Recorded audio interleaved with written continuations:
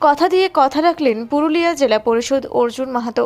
ত্রিস্তর পঞ্চায়েত নির্বাচনের প্রচারে গিয়ে জয়পুর ব্লকের মুকুন্দপুর গ্রামে গ্রামবাসীদের নানান সমস্যার কথা শুনেছিলেন জয়পুর ব্লক যুব তৃণমূল কংগ্রেসের সভাপতি অর্জুন মাহাতো।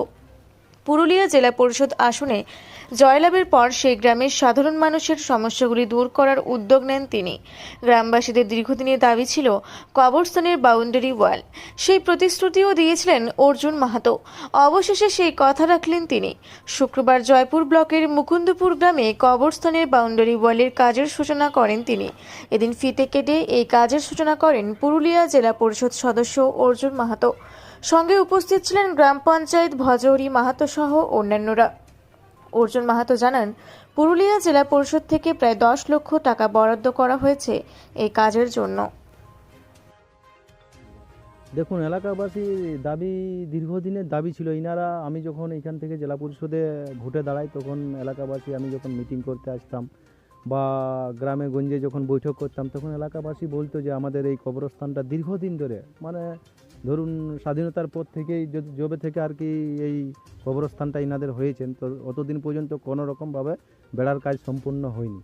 সেই জন্য ওনারা বলেছিলেন যে আপনাকে বেড়ার কাজটা সম্পূর্ণ করলে আমরা সবাই উৎসাহিত হব। সেই জন্য তার প্রতিশ্রুতি অনুসারে আমি আজকে বেড়ার কাজটা সম্পূর্ণ করতে পেরেছি। তার জন্য আমারও গ্রামবাসীর সাথে সাথে আমারও মনে আনন্দিত জেগেছে যে না, আমি আজকে এই প্রতিশ্রুতি পূরণ করতে পারেছি বলে। কবরস্থানের বাউন্ডারি ওয়ালের কাজ শুরু হওয়ায় খুশি গ্রামবাসীরা। তারা ধন্যবাদ জানিয়েছেন অর্জুন মাহাতোকে। অনেক খুশি আছি। অনেক দিন থেকে আমাদের আশা ছিল, কিন্তু হয়েছিল না। আর অর্জুন দা আমরা 10 লাখ টাকা বরাদ্দ দিয়েছে। অনেক খুশি আছি, অনেক আনন্দিত আছি। আর কথাও দিয়েছে উনি যদি আরও থাকে তো পুরা করবে। এবং আমাদের আজ থেকে নয়, যবে থেকে পঞ্চায়েত বা এমএলএ এমপি বহুত কিছু ছিল, কোনো লোক দাবি সাকসেস করতে পারে নাই।